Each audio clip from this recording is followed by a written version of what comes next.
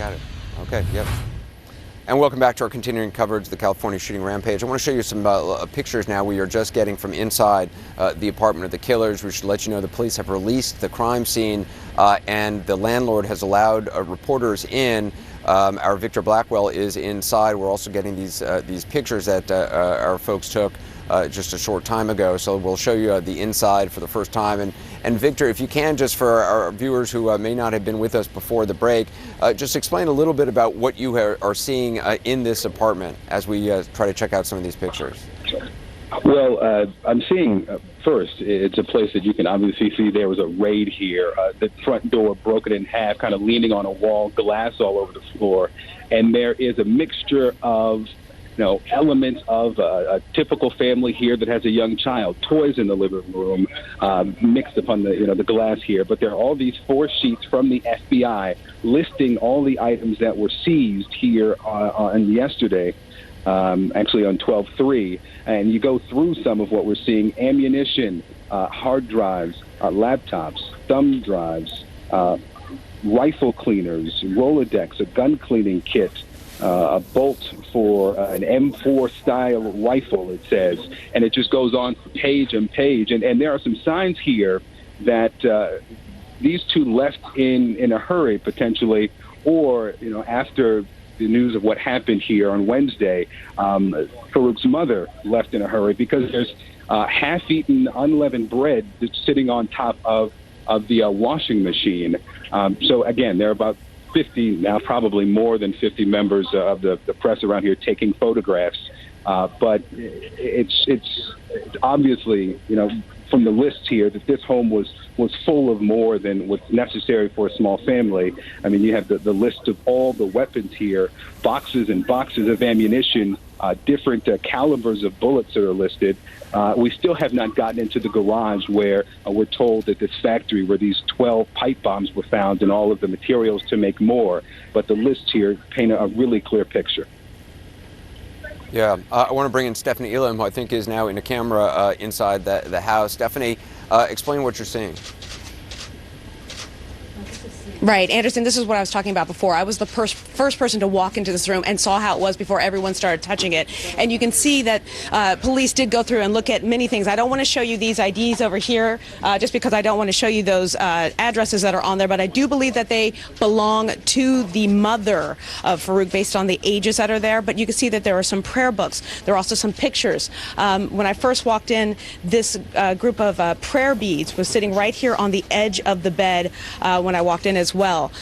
Several prayer books that were all around the side of the bed here, some business cards, and plenty of the normal trappings that you would expect to see in a bedroom. There's, I see receipts for stores, normal store purchases. I see lotions and creams and dressers and that sort of thing. But one of the things, and there's so much media in here, but I want to show you, one of the things that you can see here is this, and this is what I was telling you about before, is this right here. If you look up here, you can see where they smashed up into the ceiling to take a look to see what was up there. It does appear, based on how much debris is on the ground, that there was an effort to get up there and make sure that they checked every crevice of this back bedroom. And it does seem like it may have been the main bedroom that was here.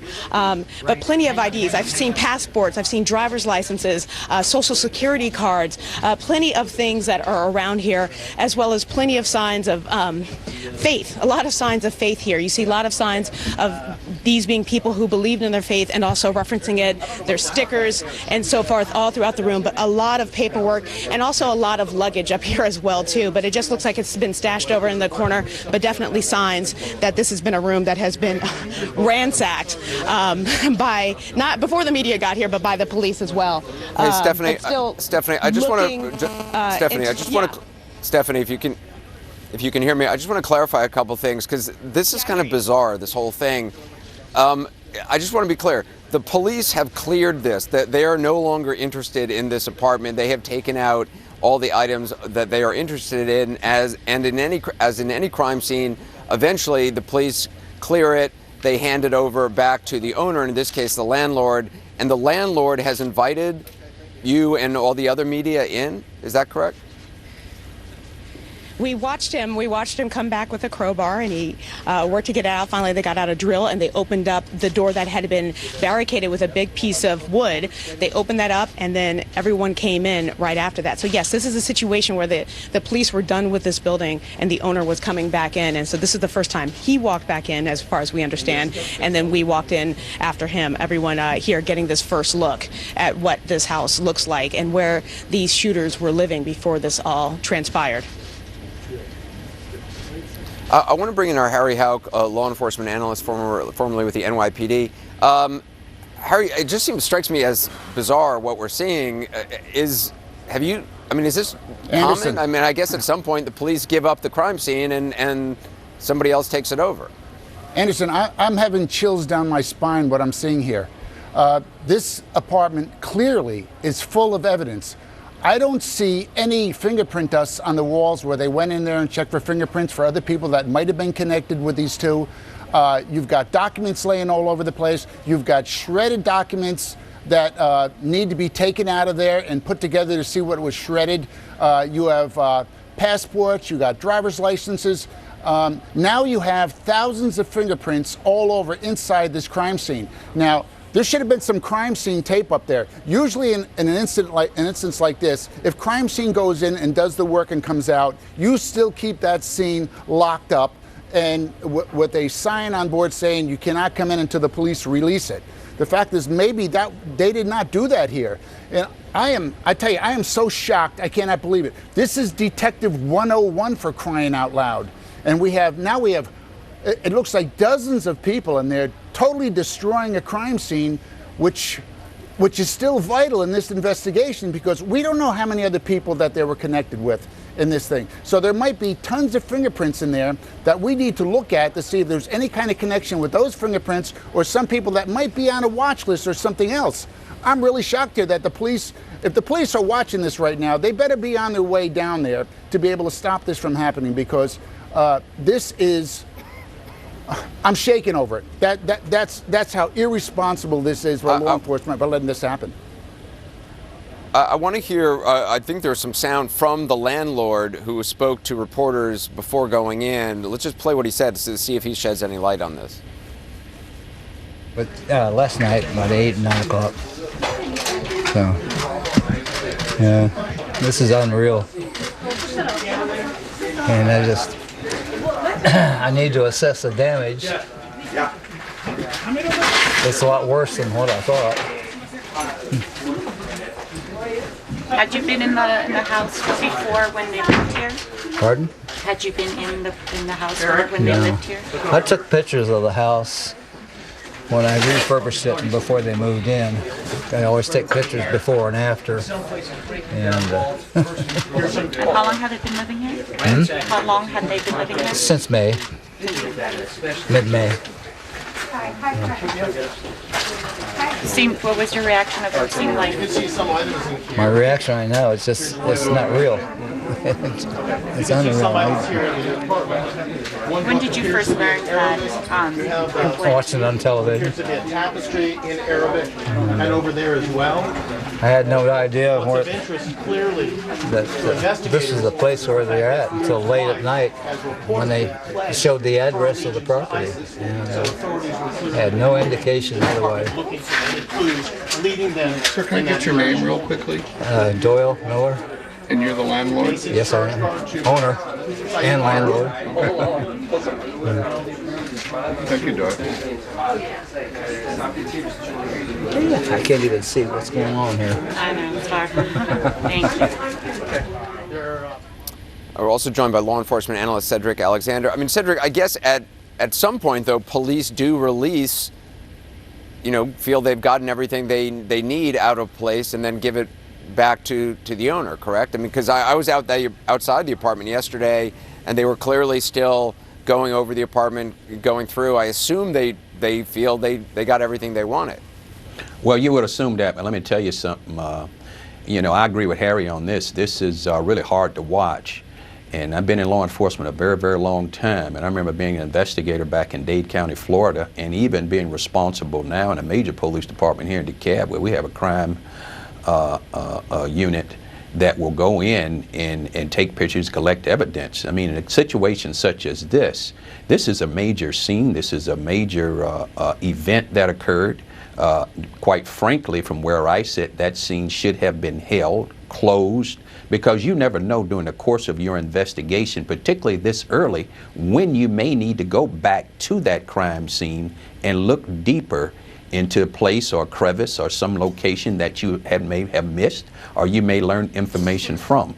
So I would hope that law enforcement there had made a decision that they needed nothing else from this crime scene. Right. But what is still very troubling here is that this is very early and still in this investigation. Yeah, let me bring in Anthony May, formerly with the ATF. Anthony, what do you make of this? Well, Anderson, the big question I have right now is this. The seizure documents, are they from the Department of Justice, FBI, or are they San Bernardino County? Because typically what happens in a federal investigation, the crime scene will be gone through, and as the reporter was talking about all the documents laid out on the bed, all those documents have been gone through. Every nook and cranny of that house has been gone through to include the crawl space. They've looked at everything. They've listed everything on the seizure documents. Now, the very last thing on the federal side that we do is we will photograph the residents. A photograph will be taken prior to the search and after the search to document any damage that had occurred, and then we will post the seizure documents as we leave. Once those seizure documents are posted, that crime scene is over. It's no longer ours. So from your standpoint, it doesn't, you're assuming, and I mean, I think probably rightfully so, because they have now been there for quite some time, that they have gone over every inch and no longer need anything out of this apartment. Otherwise, they would not have told the landlord it was okay to go back. That's correct, Anderson. They had at least, I believe, about 24 hours in this residence. This is a small house. It's not that large, and of course their concentration was probably in the garage. But as you saw in the scene earlier, there was a law enforcement officer that walked up and just kind of looked and simply walked away. Had this not been a released scene, there would have been a larger police presence. There would have been an FBI presence if it was the FBI scene. And that's why I'm asking if somebody could look at those seizure documents and just say, you know, what agency posted those documents. And I'm suspecting it's probably the FBI. Then this house has been gone through. Everything of evidentiary value has been taken or documented, and it's a released scene. It's typical procedure. Okay, and we'll ask Victor Blackwell to look at those documents and get that information. We want to take a quick break. Our coverage continues in a moment.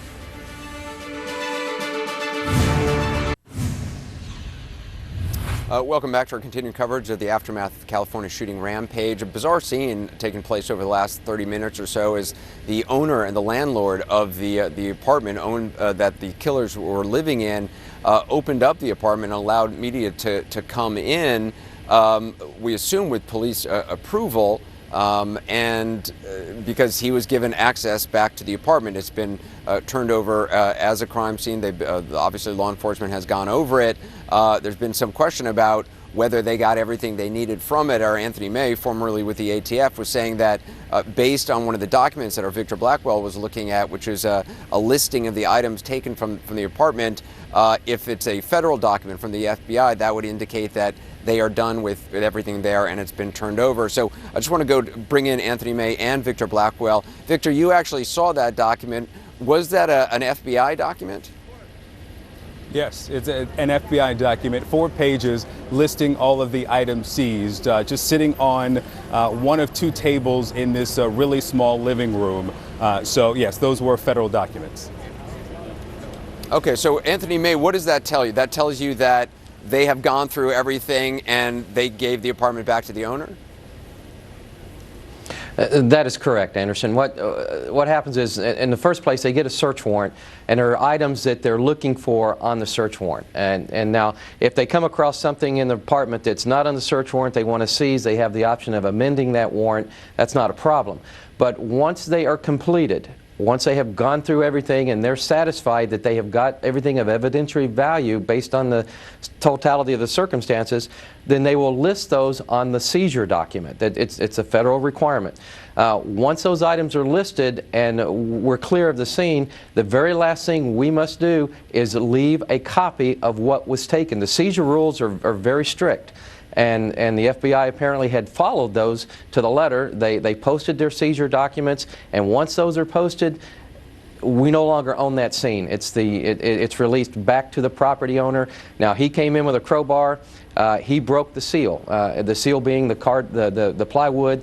Another requirement that the federal government has is that once we release a scene, we have to ensure that residence is secured and everything inside it, because at that point in time, it still belongs to us. Once we post the documents, once we seal it, we've released it back to the rightful owner, in this case the landlord. He came in, he broke that seal, he's responsible for that property now. The federal government is not. So as strange, I mean, I was personally kind of thought this is one of the stranger things I've certainly seen in quite a while, and kind of uncomfortable with all these people tramping through this owner's apartment. But if he gave permission for everybody to go in and it's been released by law enforcement, then he has the right to do that. He does, and apparently it kind of looked like it was more just media, more like an open house. We had a lady with a dog, we had another lady with a baby. I mean, it was bizarre to see, and I've quite never seen it in my career, but it was interesting. Yeah, not the choice I would have made as the owner of the landlord, but that's the choice he made. Anthony May, I appreciate you being with it. And Victor, the garage obviously is been a prime place where law enforcement has been looking at. As far as you know, are they still in the garage, or has that now been released to the landlord as well? Do we know? Yeah, early this morning when I arrived on the scene and all the caution tape was out of the way and we were standing in this position on the front lawn, I wanted to know what was going on around back. So we took a walk around back and got as close as we could without going on private property. Who knew the owner would let us into the unit today? But we couldn't see any vehicles back there, which we've seen in the past few days of collection. So the assumption is that that has been released too, although there's been no official announcement there that they're done with the garage. But being this close to the front door and now being let inside, that's a conclusion one can reach. And I haven't seen any law enforcement show up. I mean, they could turn on any television, I guess from the media and the languages I'm hearing around me, any television in the world, and see that we're here, but no one has shown up. All right, Victor Blackwell, I appreciate your reporting, and Anthony May as well. Thank you for all your expertise. We're going to take a quick break. Obviously, our coverage continues. I'll be back at 8 p.m. Eastern tonight with AC 360. Wolf. I'm the leading state sponsor of terrorism.